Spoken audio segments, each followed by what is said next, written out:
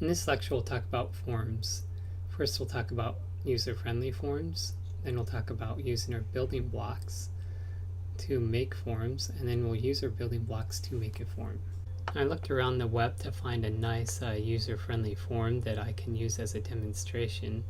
A lot of sites do have user-friendly forms, but they also include a lot of more advanced features that require JavaScript in order to build. And since this class focuses just on PHP, we won't really have time to learn about all the JavaScript stuff that we could do to make a form work really well for the user. But this is Walmart.com, and they've done a fairly good job at making this form a pretty user-friendly form. This is to sign in or to create a Walmart.com account. And I'll create an account for Fred Jones. And let's say that Fred accidentally puts in 2 different email addresses, and he can put in his zip code right here, and he'll put in a password. And let's see what happens when he submits this. And you could see there's a message saying we're sorry, there was a slight problem, being pretty polite there, and it's in red so it stands out. This was the stuff that showed up before, and then we also have this stuff down here telling me the errors that happened. The email addresses do not match. Please enter a confirm email for your address. So they're saying these email addresses didn't match, and your passwords do not match. Please try again. So my passwords, I purposely mistyped them so they didn't match right here. But if you look what they've done, they've left my fields filled in, so I don't have to retype my name, and I can even see what I typed in here and here. So I need to make these 2 fields match, and then I'd have to create a password that matches. Now I'm gonna actually accidentally mistype my password again so that I can see this. And now we see the problem, and this error's been fixed. They're all filled in, and now the passwords don't match. So again, the user-friendly features are the form is filled in with the stuff that I filled in from before. When I made a mistake, they still leave it filled in, so I don't have to refill it in. They put a message that stands out, showing me that what I need to do to fix my form right here. And they also kind of highlighted the form field. They made this red for me to be able to see that this is where my problem is. So those are the user-friendly features that they have. Now I could, if I were to fix this password and click continue, then I could create a Walmart account for Fred Jones, but since that's not a real person, I won't create this real account with Walmart. But this is the kind of form that we want to build. So I wanted to go back to the building blocks that I talked about in the templates lecture. In the templates lecture, I talked about how programming is really just using a bunch of building blocks that we have, like the if statements and the for loops and the case statements, and in the include statement, which is what I used in the templates lecture to be able to make a template. And so when we program, we have to know what our building blocks do and how they work. We have to know how an if statement works and how it works, and that's a lot of what we teach when we teach how to program. But the other side of the programming, and the harder part to get, is to be able to know when to use the building blocks and in what way. So when we build this form, we're going to need some of those building blocks. So whenever we need to make a choice between 2 different things, or to test something to see if it's right or wrong or something like that, then we would need to use an if statement, because an if statement is really good with choices. We could maybe use a case statement if there are a lot of different choices, but mostly we'll be using if statements. Also, if we need to remember something, we'll use a variable. Variables remember numbers, they remember strings, and they also remember conditions like true or false, Boolean conditions. So a lot of times we'll use variables to remember that something happened or maybe something didn't happen, and so we'll store whether something happened in a variable, and then we can use it later on when we go to make a choice on whether we should do something or not. So as I go over how to make a form, a user-friendly form like we saw at walmart.com, as I do that, try to keep in mind how I'm choosing certain building blocks or if statements and variables, and try to see how I'm using those building blocks to make the form. So we're going to create a register form for our website where users could come and register and create an account. This form, the same process can be used to make a form for pretty much anything that we want our site to be about. It could be about blog posts, it could be comments on a blog post. If we're creating a site kind of like Facebook, it could be a wall post or a picture upload or something like that. Essentially, a web page is just a user interface, a really nice user interface for a database. And Facebook has a ton of data. They have a lot of people signed up, and those people produce wall posts and pictures and stuff like that. And they just have a website that gathers that data through forms, and then it saves it into the database so they can display it on other pages. So when we're creating a website, we're really just creating a user interface for a database. So hopefully you've taken the database class, and I'd say of the two classes to be able to create websites, database is just as important as creating a PHP page. So I'm here on my functions.php file, and this is my navbar function that produces my navbar, and I just want to link in a new page called register, and it will be register.php, and we want to pass in the highlighted name as well. And so that will give me a new link right up here, the register link. So now let me snap my fingers and create the register page. So here's the register page. I just included the header, printed the header, and I had the title be register, and it's going to highlight the registered link. And I just have a header here saying welcome, please register. And then I include the footer. So here's what the page looks like. And now I'll snap my fingers and add the form into this page. Now here's the form. I don't have an action or a method up here yet, but I'm have a name field, an email field, and a password confirmation field. After I save it, we can now see this form on our page. And a fairly basic form. Now I'd probably, if this were a real site, I'd style this up and make it look really nice. But let's move on.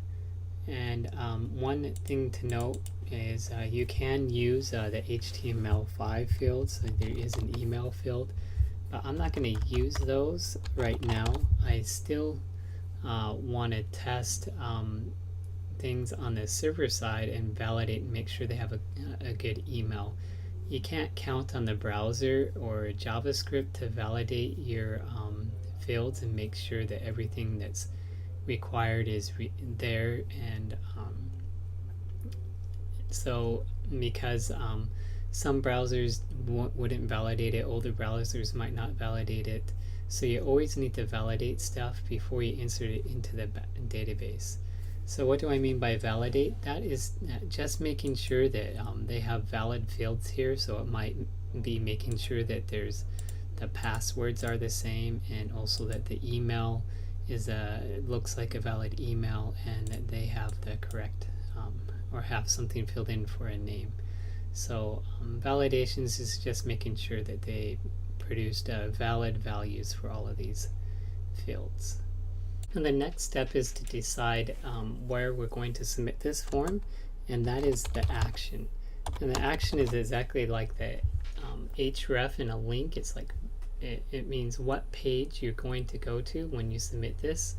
And we'll also have a method field right here that we'll leave blank right now. Since the action, we have two choices here. We could go to another page and then try to validate all of these, make sure the name and email and stuff are all there. But if we did that, then we'd have to reprint up this form if all the values weren't correct. So that would be copying and pasting, and we really don't want to do a lot of copying and pasting. We could make a partial out of this form and have it on another page if we wanted to, but there's an easier way, and that's having it go to the same page. So when they click on submit, it's going to come back to this very same page right here. And so we'll save this and we'll see this work. So Fred Jones at fred@test.com. We'll sign up for this page, and you see we just came back here. One thing to note is all of the information that I entered in is up here in the query string. We could see the name, it's right here, like the name, email, password, and confirm password, and the values of what I typed in for all of those fields. Now, if a user were to look up in the address bar and see his password as he registered, he probably would get a little scared to see his password in plain text. So it's better to do a post method instead of a get. A post method will make sure that the values don't go up into the query string. It'll still send the values, it'll just send it another way. But if you leave the method blank, then it does a get request, and all these values come up here, just like you get them out just like the query string, like I taught you in previous lectures. So now we'll have Fred Jones sign up again.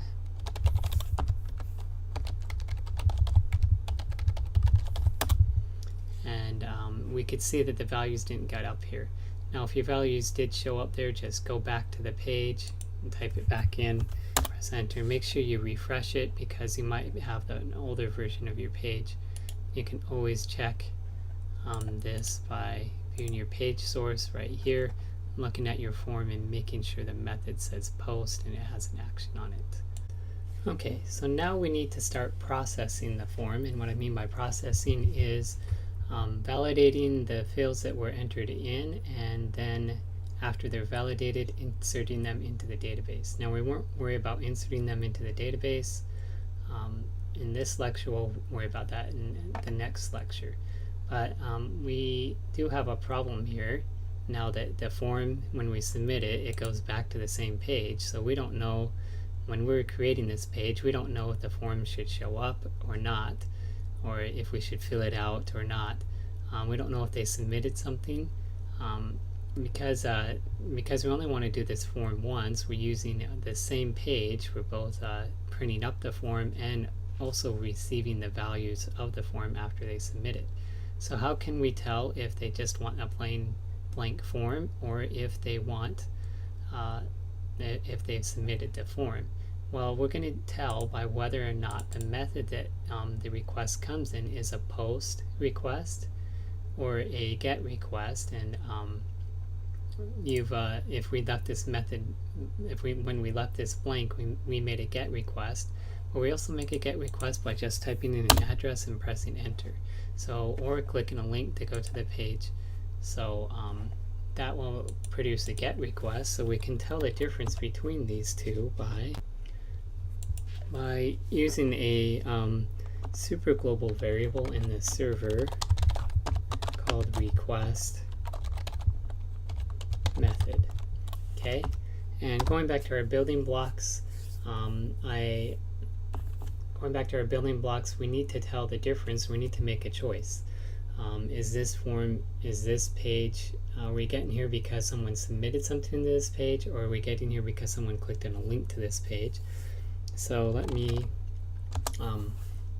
just echo out the request method. We'll put a line break at the end just to make sure nothing else is on the page or below it, and put quote marks around it.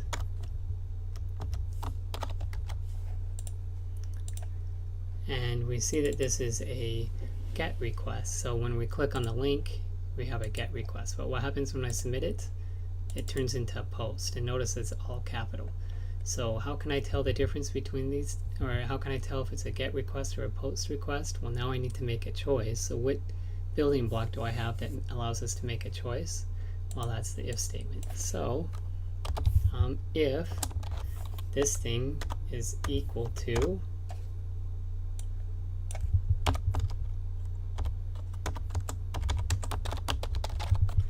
a post method, and I'll echo out post request processing,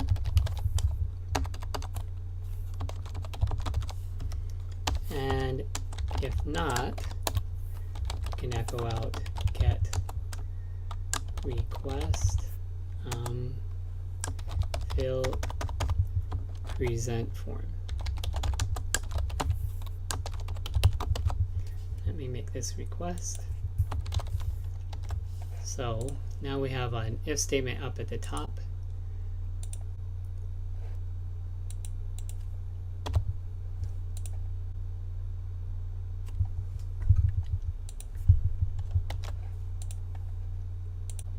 And when we refresh it, we see that this get is a get request present form.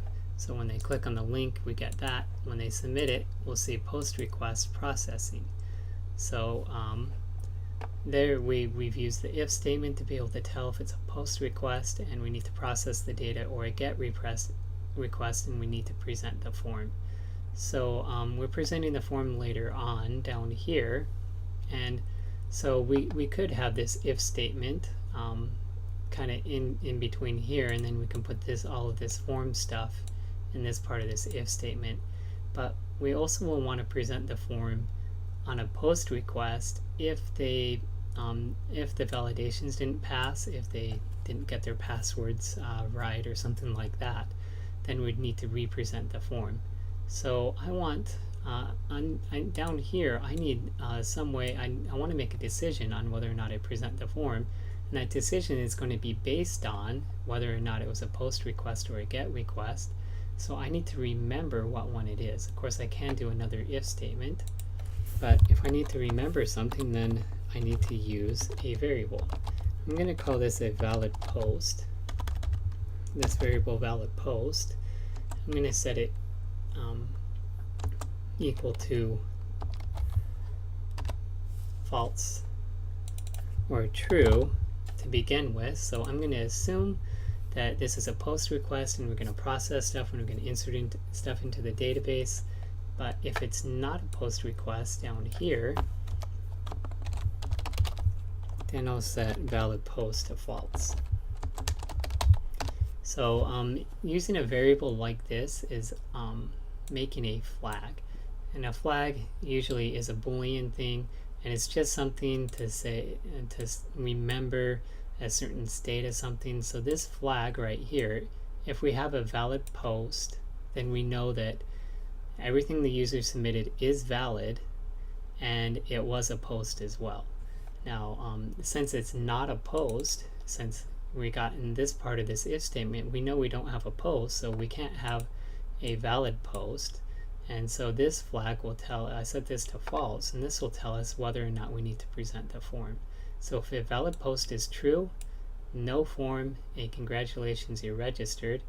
And if valid post is false, then we will present the form and tell them to fill it in.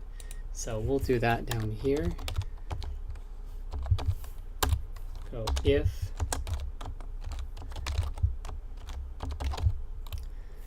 valid post is true, and we'll exit out of PHP mode and go back in, and here we can put a congrats, you are registered.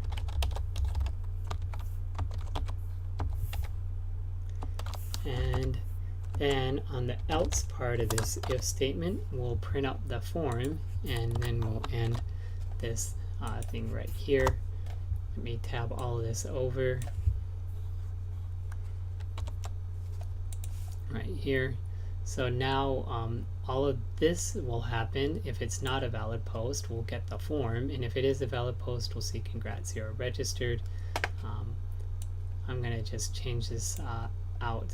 I'll leave that there for now, and we'll see how this works. So if I click on the link right here, we see welcome, please register, so the form shows up just like we want, and when they click submit, then we'll see congratulations, you are registered. And so this is a GET request. They get the form, they need to fill it out, they click on this, they see congratulations, you are registered. Alright, so now we need to before we save all the values that they submitted in their form, we need to validate them and make sure they're correct. So and now we need to make a choice. We need to look at what they submitted and see if that is correct or not. So if we need to make a choice, then we need an if statement. So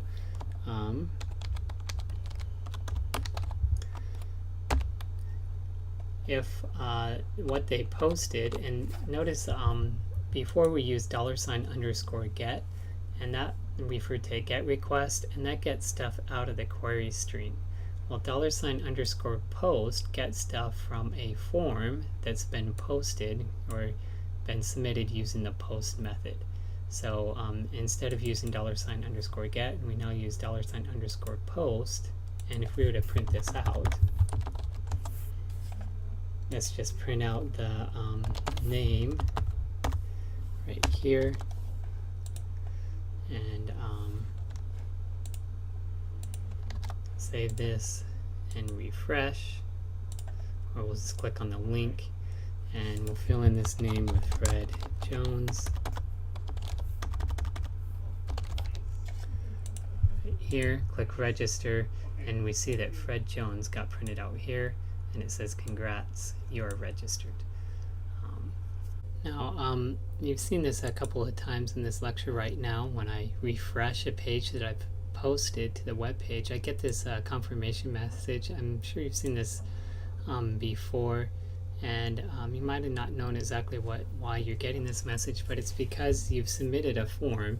And usually when you submit a form, you place an order, charge your credit card something, or you change something in a database, and you create something, and they and the browsers just try to protect you to make sure that you don't do it twice, like submit a order twice and get your credit card charged twice when you really only wanted it once. So when you refresh a page and you see this message right here, and it says, are you sure you want to refresh this page and resubmit the form that you already submitted and create a second one, that's basically what the message is saying. So when you click resend, it's just resubmitting the form again. But since we're not saving anything in the database yet, it doesn't have any effect. But most sites do save stuff into a database, and you would end up registering yourself twice if you click that resend. So now back to our validations. So we want to make sure our passwords are the same, the password that they submitted. And if you look down here, this name right here, the name on the input has to match exactly the name right here when we're using our $_post. So if this doesn't work for you somewhere, make sure it matches exactly. Check the case. It's common to have an uppercase in one place and a lowercase in another. Usually a lot of people put uppercases in the name down there. For me, I just use all lower cases. That way I don't have to remember doing anything. If I see any uppercase thing, I'm automatically going to be count that as suspect. So that's why I use all lowercase for that. So I want to check to make sure that that password is the same. So I need to make a choice here, and I can go if this password doesn't equal the confirmed password down here. So another nice thing about doing this on the same page, having the form and your validations on the same page, is you can look in the same part of code. You can look at these names right here and match them up right here. If they were on two separate pages, you would have to switch between two files to match those names up. So I'll just copy and paste this name in here. So so now we have an if statement. If the passwords are not equal, well then we have an error and we need to represent the form. So this is no longer a valid post. It's an invalid post. It's still a post, but it's not valid because the passwords don't match up. So I'm going to set valid post to false. So notice I assume it's true. If something is not valid, then it turns to false. And also if it's not a post at all, then it will turn this flag here to false. So when I turn this flag to false, it just makes the form show up down below. So we can try this out now. Click back on our register page. We'll do ABC on one and CBA on the other one, so the passwords won't match. And see, we see the form here. So again, but if we do ABC on both of them, and then we see you're registered. So the problem is now we're checking to make sure that the passwords are different, and the user clicks register, but now he has no idea why he's here. He's like, did I get registered or not? What happened? So we need to tell the user that the passwords did not match. So how can we do that? Well,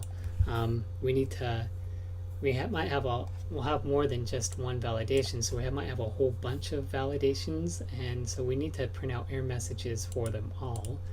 So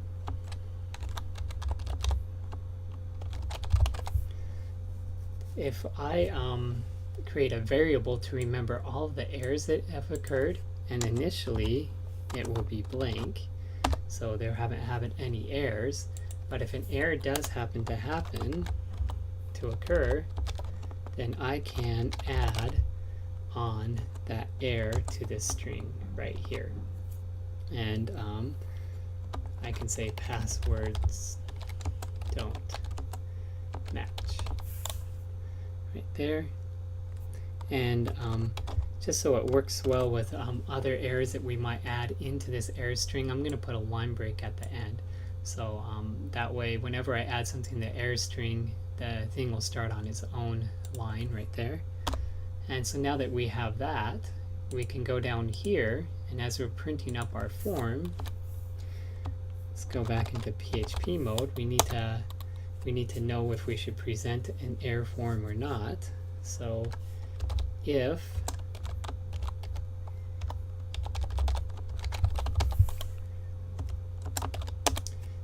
error string, now going back up to here, remember that a empty string is a false value and a non-empty string is a true value. Well, that works out really well. A false value here, if error string is blank, then it will just skip all of this. If there's something in it, then this will start showing up. It'll work out pretty nice here.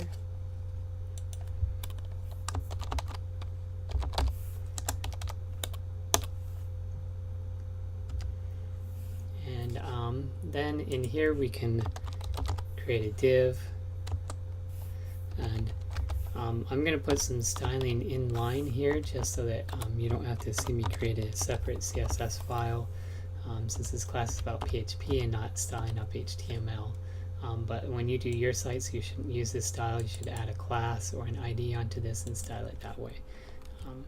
So inside, I'll just make the color of the text red, and I'll put a border on this. It'll be thin, solid red, and maybe make the width 45%. So there's some styling inside of here. go into my PHP mode and echo out the error string. Make sure I put a $sign on the front. So if the error string is not blank, is basically what this is saying, because a blank is a false value. So if there's something in the error string, then it will print out the errors. Now hopefully if it's a post, you'll always have errors. If it's a get, the error string will be blank. We won't do any of the validations. We won't add any errors into it. And so this will be blank, and we won't see this red box with errors inside of it. So now let's see how that works.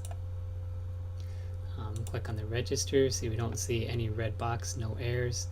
And now they mess up their password. Click register, and now we have a box with this saying passwords don't match. And now the user knows what they did wrong. Now the next thing that we want to do is highlight the password fields so that we can kind of direct the user's attention to that. There's several ways you can do that. You can put a little red box around these right here, and then it kind of highlights them red, or you can just change the label to be a red label right there, and that's what I'm going to do. Coming back here, let's fix this error message just a little bit. There shouldn't be an apostrophe there. So to be able to do that, when I'm printing out the form later on, right here, I need to remember that the passwords, that there was a password match error down here. So I'll just create a variable. Remember, when I want to remember something, I need a variable, and I'll just call this a password match error. So now if password match error is true, then I will want to highlight or make these red right here. So how can I do that? Well, now I need a choice. Do I print up these normally, or do I print up these the normal way, or do I print these up in a color red? So to do that, I'll put a span tag around this password right here, and with that span tag, I can put a class here, and the class I can put more than one class. One might be a form label class, and that's how you label all of your, that's the styling for all of your labels for text fields. And then we can have a error label, an error label thing right there, and make it turn it red. So right there, and now I would have to do this in a separate CSS style right here to be able to do that. So I'm gonna do just inline styling right here, and now I'll go style color is red. But remember, you should do your styling in a separate CSS style sheet. And then for the confirm password, we can do the same thing right here.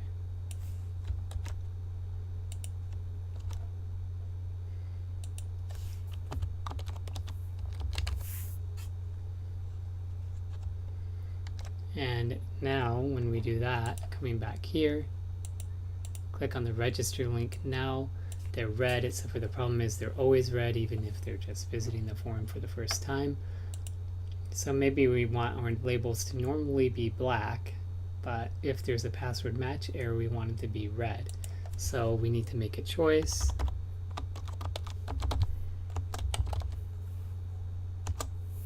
And I know I'm doing this as an inline style, but like I showed just a little bit ago, you can have a class, and you can have two classes, one for a normal label color and one for a different label color, and you can switch out the classes instead of just the color.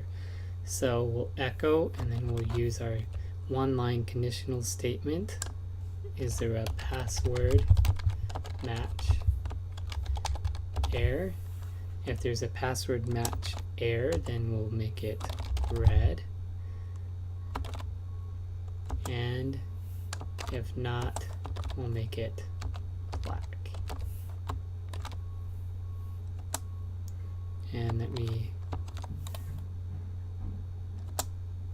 close the PHP block here. Now it might be a little hard because it's wrapping around, but we have a beginning quote mark for this style and an ending quote mark right here, and we're going to set the color to something. We're going to PHP mode, and if there's a password match error, then we'll make the color red. We'll print out red, so echo is going to print out either red or black depending on the password match error.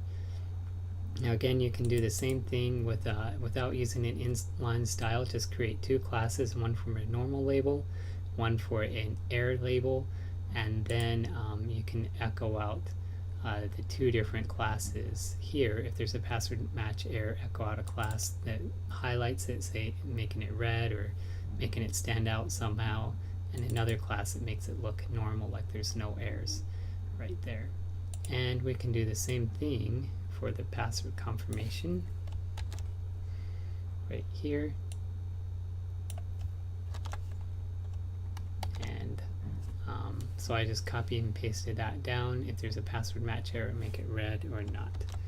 And so now when we click on a register, they're black, but when I mess up the password, we see passwords don't match and these turn red. So now the user knows exactly what they did wrong. Okay, so it seems like we're done. The only problem is, let's say that Fred Jones starts to register and he messes up his password. Now Fred Jones has to type in his name, his email, and his passwords in again. Remember, to be user friendly, we want to remember the names. So what we could try doing right here is adding a value field right here. Whatever we put in this value field is what shows up. So we could go into PHP mode and echo out what they posted. So this is the name right here. So, and then let's exit out of PHP mode. So remember, beginning quote mark for the value, ending quote mark for the value, enter into PHP mode, and then we're exiting out here. And then we're just printing out the name. And then we'll refresh, try resending it, and then we see that Fred Jones shows up. Now that's a solution on my machine. The only problem is some, I think the PHP on the IS2 machine and in some PHP instances is if we just go to the register page, some error message will show up inside of here. So how can we prevent that error message from showing up? Well, we can go up here, and if it's no longer a valid post, so this, after we check things to see if they're valid or not, if valid post turns to false, so because of the exclamation mark right there, if valid post turns to false, then we can save our name to be $_post name right there. So we're just creating a variable so that we can remember the name that they posted, and then down here we'll just echo out the name. And we'll have to do the same thing for the email. So I'll copy and paste this right here, and we'll make this an email right there, and then make sure that we save the email right here.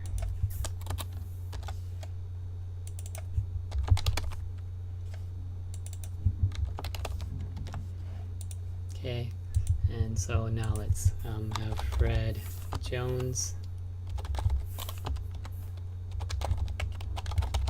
mess up his password, here register, but now his name and his email are saved.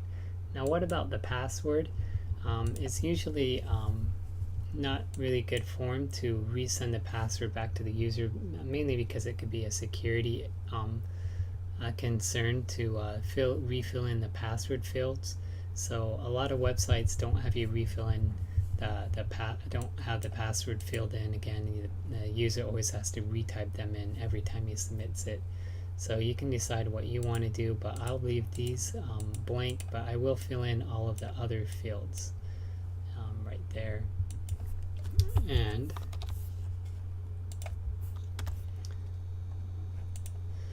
now we can start doing other validations, like making sure that they have an email or a name. And I'll just do one more validation, and I'm gonna snap my fingers and do some validation for the name. Alright, so now I basically have another if statement exactly like this one, and all my validations I'm just going to fill in between here and this one right here where we save our variables to refill in our field. So if I want to add more validations, I'll just add them right in here. And as exercise to the user, you will have to add in more validations for your assignment. So when you add in more validations, you want to do it right here. Now I just have this string length function. This is in your functions chapter, and it hasn't been in the videos before, but it's in the functions chapter, and yeah, you should probably go look at that and read it. And I just make sure that the name has at least 3 characters. You can check to see if it's blank, if you just blank or non-blank or something like that, but I want a name of at least 3 characters. And if it doesn't, if it's less than 3 characters, then the valid post will get turned to false. I'll add an error string onto it saying the name is too short, and I'll create another variable called the name error so I can highlight the name field. So now I have to go back down here, and I have to style up my name label the same way I styled up my password label when there's a name error. So I'm going to snap my fingers and do that. And now you can see I basically just copied and pasted this password label right here that has a span tag.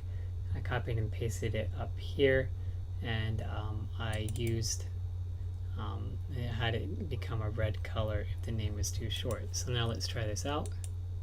Or register. We'll get the we'll try name of length 1,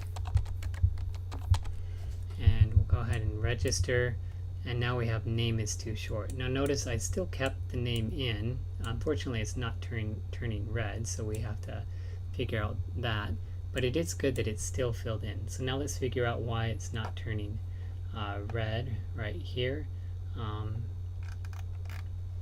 I do know that my error string is getting name is too short, because I saw that on the screen, so I do know that name error is true.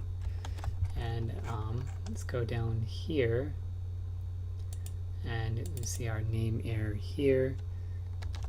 And I think I just forgot to save the page, and so now let's try submitting this again, and now it's red. So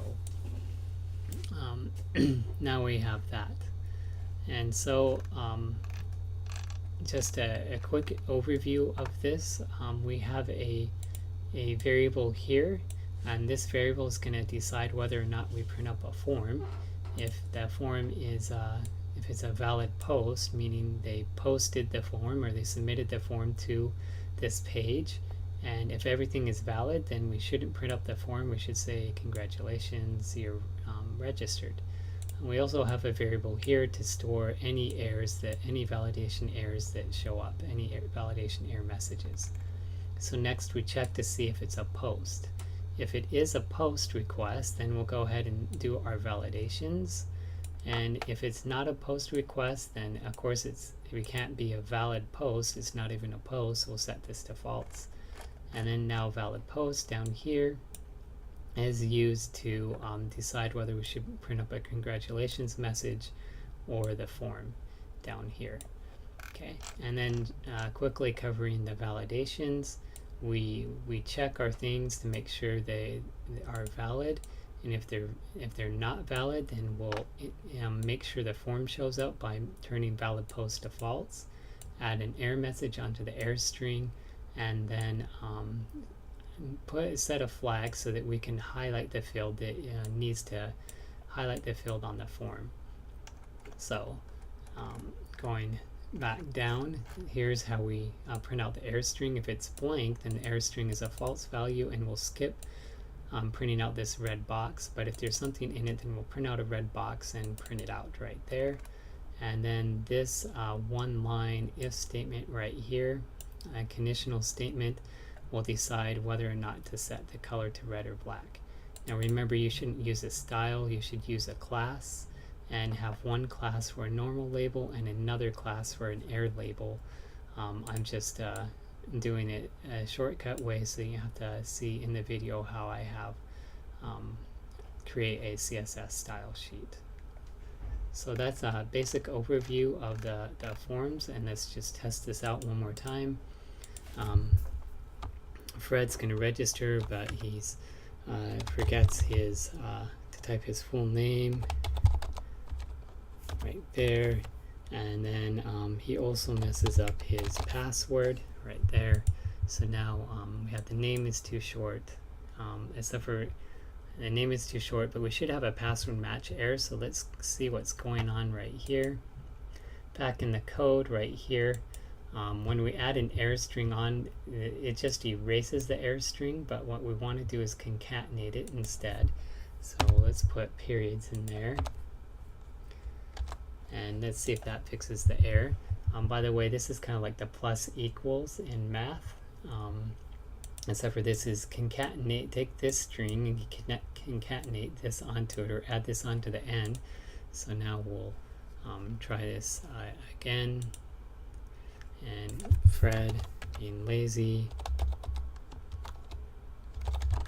or accidentally forgetting to type his name and then messing up his password. We'll click this. We still have the name and email filled in, but now we have the two errors that are the problem. So Fred will go ahead and fix his name and then mess up his password again, but now these are still filled in, and now he'll get the passwords right, and it will say congratulations, you're registered.